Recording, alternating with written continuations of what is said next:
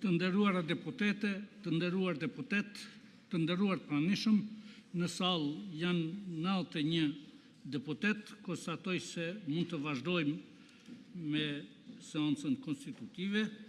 Kemi mbetur te pika e 3, zgjedhja e kryetarit të kuvendit. Me 15 qershor 2025, subjektet politike PDK, LDK, Lista Serbe dhe AK-Nisma nuk kanë propozuar antar për Komisionin Zgjedhor për zgjedhjen e kryetarit të kuvendit. Për formimin e Komisionit Zgjedhor nuk pati kvorum për vendimarrje.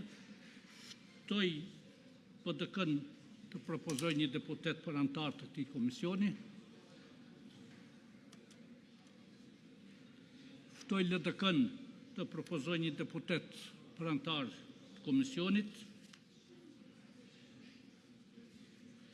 Ftoj Listën Serbe të propozoj një deputet për antar të komisionit.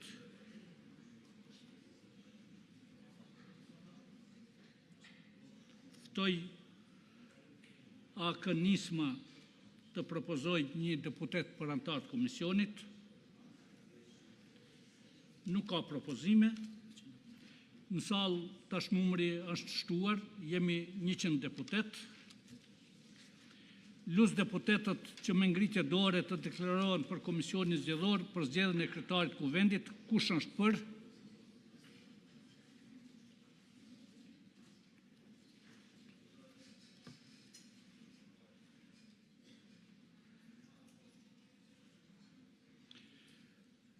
Kush është kundër?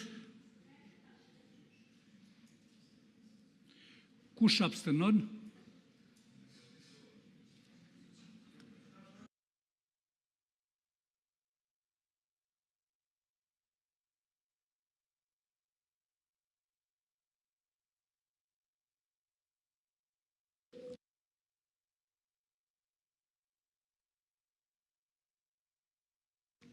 Pesëdhjetë e një deputet kanë votuar për, kundër ka votuar 1, abstenim nuk ka, nuk kemi kvorum, shihemi me 19 qershor në orën 10. Për sot ndërpritet seanca.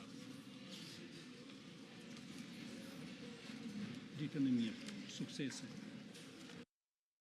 Pra në pyetjet e gazetarëve në raport me qëndrimet e presidentit Trump, ai ka shpreh edhe një herë vullnetin e qeverisë Republikës Kosovës për normalizim të marrëdhënieve me Serbinë. Ne kemi konsideruar që ky normalizim është i mundur, por është jashtëzakonisht e rëndësishme presioni mbi Serbinë. Pra, ata të cilët në vazhdimsi kanë qenë destruktiv në raport me këtë proces është Serbia, prandaj edhe ka qenë jashtëzakonisht e rëndësishme dhe është teje e rëndësishme që ky presion të vendoset mbi Serbinë. Ne mirëpresim në vazhdimsi rolin e Shteteve të Bashkuara të Amerikës në raport me Republikën e Kosovës. Ata janë partner strategjik, siç e ka përmendur edhe kryeministri Kurti, prandaj roli i tyre është jashtëzakonisht i domosdoshëm. Sa i përket seancës së sotme, unë vlerësoj edhe një herë që është qëndrim i papërgjegjshëm, pra politikisht veprimet e opozitës janë veprime të papërgjegjshme.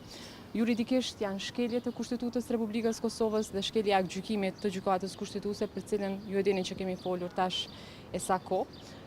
Unë uroj që opozita të reflektoj, sepse është jashtëzakonisht e rëndësishme që ata të marrin pjesë në votim. Edhe një herë po e përsëris që nuk themi që ata duhet votojnë domosdo po. Ne po themi që është e rëndësishme që opozita të marrë pjesë në votim, e ka obligim kushtetues bazuar edhe në gjykimin e gjykatës kushtetuese, pra ata duhet votojnë për, kundër ose të abstenojnë. Gjithçka zgjidhet në qoftë se opozita vendos të kryejë detyrat që i ka, gjithsesi deputetët nga radhët e opozitës vendosin që të kryejnë përgjegjësitë që kanë raport me kushtetutën ndaj gjykimin e gjykatës kushtetuese. Lëvizja vetëvendosje që nga seanca e 15 prillit ka shpreh vullnetin, kontributin, gatishmërinë për konstituimin e Kuvendit të Republikës Kosovës. Qëndrimi jonë është i qartë, duhet konstituohet kuvendi sa më parë dhe pastaj t'i hapet rruga qeverisë. 34 herë keni prit opozitën, nuk prebojnë. A ka ndonjë propozim tjetër, ndonjë rrugë tjetër nga lëvizja vetëvendosja? A ka më u bë 34 herë tjera që keni me i prit edhe ata nuk kanë më votu? Së pari, secili deputet i Kuvendit të Republikës Kosovës kur të vijë në seancën konstituive duhet ta ketë të qartë që obligimi i tij apo saj është që të votoj për, kundër dhe abstenim. Lëvizja Vetëvendosje që nga 15 prilli ka votuar për. Pra vota për nuk është vot bllokuese dhe gjithçka që ka është varur nga ne e kemi bërë. Ta zëm, ne do të ishim bllokues në qoftë se pas vitimit të deputetëve nuk do të bënim propozimin për kandidatin për kryetar kuvendit, siç ka ndodhur në kaluarën për 2 muaj radhazi PDP-ja se kishte propozuar emrin e kandidatit për kryetar kuvendit. Po ne s'e kemi bërë këtë, e kemi adresuar përgjegjësinë që kemi. Prandaj kemi thënë që është e rëndësishme që të jemi bashkë, që të jemi të unifikuar, pra që të ketë unitet në raport me konstituimin e kuvendit. Pastaj kur vje puna te qeveria, përgjegjësia i mbetet të vizit, Vetëvendosje dhe mandatarit. Zonja Gjiu, kur përmendën tash edhe pushimet verore, do të shkoj kuvendi në pushime? Ka pushim pa konsekrencë. Kjo është e qartë. Faleminderit.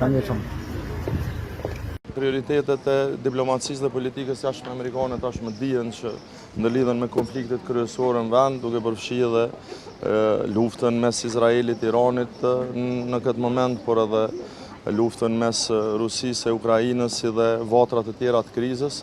Unë shoh pozitivisht faktin që zoti Trump e përmend edhe Kosovën dhe e shes si një nga temat të cilat ai do të merret gjatë mandatit të tij, por para se të mendojmë për pozicionin e Shtetit Bashkuar të Amerikës, vërtet neve na takon që të mendojmë ku është Kosova sot dhe blokada e cila po vazhdon për shkak kryenësisë së zotit Kurti dhe lëvizjes Vetëvendosje është e dëmshme edhe për pozicionin e Kosovës, sepse nëse në një moment të shpejt që nuk mund ta dimë kur do të jetë ai moment, ka një kërkesë nga SBA-t për të pasur një qasje më proaktive në raport me marrëveshjen potenciale ndërmjet Kosovës dhe Serbisë, dhe nëse ne nuk i kemi institucione të konsoliduara, kjo gjithsesi që dëmton pozicionin e Kosovës. Faleminderit shumë. Kosova duhet të jetë e gatshme për çdo skenar. Bota po ndryshon, dinamikat janë shumë të mëdha dhe nuk e ka luksin me u marrë me shmenduri të egove personale për pushtet. Është koha që Kosova të ketë institucione funksionale dhe përfaqësuese dhe mbi gjitha institucione të përgjithshme, sepse bota po ndryshon dhe ka shumë panjohura. Një president si Donald Trump, një ndër presidentët e një vendi më i madh në botë, është një paralajmërim shumë i madh. Apo i vjen kjo që Kosova nuk është askund sa i përket si themelimit të institucioneve ashtu sa i përket dialogut. Nuk do të thoja veçanërisht për dialogun, do të thoja për gatishmërinë për të përballë me çfarë do lloj situate të mundshme. Sepse bota po ndryshon shumë shpejt dhe ne jemi duke marrë me çmenduritë e egove personale, që është e papranueshme, është e patolerueshme për interesin shtetëror të Kosovës dhe për interesin nacional të shqiptarëve të Kosovës. Zoti Gashi, çdo 48 orë po bëhen seanca, tashmë jemi edhe në pojim në sezonin e verës. Si do t'ja bëjnë deputetët tash për pushim, është pushimi veror tash, si është kalendari i pushimeve të parlamentit? Ajo është më pak e rëndësishme. Deputetët mund të shkojnë pushim sepse nuk ka, këto janë kot mbledhje kot çdo 48 orë, nuk ka asnjë sinjal, asnjë angazhim serioz prej partive politike, sidomos për lëvizjes Vetëvendosje që me gjithë zgjidhje. Nuk ka rëndësi a vinë deputet në seancë fizikisht apo nuk vinë, sepse po vinë kot, na po vinë kot këtu. Çdo 48 orë vinë kot, ende me dhe nuk bojnë kurrë. Unë ajo që po kërkoj është që liderët partijak, kryetarët e partive, duhet të jenë të përgjithshëm, duhet të jenë të vetëdijshëm se ka po shkon bota dhe duhet të jenë të vetëdijshëm se përgjegjësinë ata e kanë për shtetin e Kosovës. Dhe jo egot personale se kush po bëhet kryeminist e kush nuk po bëhet kryeminist, se kush kuj po i thot hajvan i pari, kush i dyti, se kush kanë për blokon. Këto janë lojra të personave të papjekur politikisht dhe personave që fatkesisht nuk me marrin përgjegjësinë që i takon, që i kanë dhënë qytetarët e Kosovës. Dhe këtu kryesisht e kam fjalën për lëvizjen e vendosjes zotin Albin Kurti, por nuk përjashtohet askush nga kjo skemë. Megjithëse blokada kryekuput është nga zoti Kurti, sepse ai dhe partia e tij e kanë ekskluzivitetin kushtetues për propozimin e kryetarit të kuvendit dhe nuk po gjejnë zgjidhje. A do të themeloj institucionet Kosova sa më parë për shkak të paralajmërimit të presidentit Trump? Normalisht administrata amerikane çdo herë ka pas një rol veçantë për Kosovë dhe nëse ka dhe unë kam qenë prezent, ju thonë vërtet në bashkë në vitin, mos gabosh, se kjo ka qenë viti 2011. Nuk kemi sigur në 2011 për mdokit, kur është emëruar dhe përzgjedhur, po është e shlotuar zonja Jahjaga si presidente, shtu që roli i Amerikës është me rëndësi, por nuk kemi sigur që tani në këto momente pas një periud prej 2011 dhe një sot këtë 13-14 vjetë që kanë kaluar, që thotë me siguri që dhe ato qasja e administratës amerikane është ndryshuar, sa e shohune, dhe nuk kemi sigur dhe do të hynë në një, qëtu me thonë, në thojza avantur politike si kur atë kohë, sepse ju rekujtoj po ashtu që në atë dokument, kur është aprovu dhe votuar zonja Jahjaga, ka qenë dhe një dokument ku dhe ambasadori aktual në atë kohë, Zoti Del, ka qenë në shkruar si dëshmitar.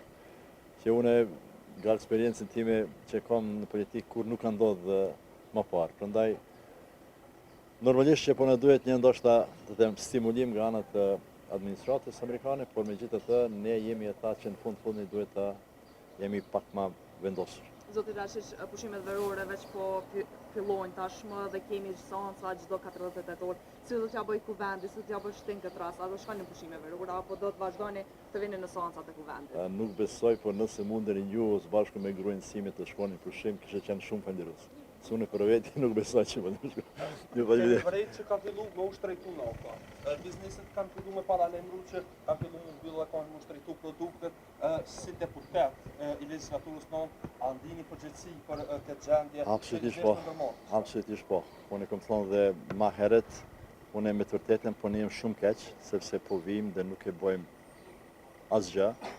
Mos mendoni që asnjë prej nesh ndihet komod tuar për çdo ditën e dytë dhe çka është me rëndësi pa pas kur fa rezultate. Kështu që besoni që ne po ndihemi veç po ndihemi shumë keq, por ka një herë do komplikime të cilat nuk janë vetëm një ansh. Unë kam mësim zakonisht po them për një komunikim, një marrëdhënie që është, duhet të funksionojë në anës jeltës, ose është rruga dukaksore. Prandaj nuk mundet vetëm ne, ose nuk mundet vetë vendosja, po duhet edhe do akterë tjerë që të janë kuqëm brenda procesit. Në veçanti nëse dëshirojmë institucione stabile, sepse çdo parti politike po i përmend institucionet stabile, por nuk e veprojmë në atë mënyrë. Prandaj është tek na, nuk është tek administrata amerikane, edhe pse e mbështesim një qëndrim i pozitiv ndaj nesh.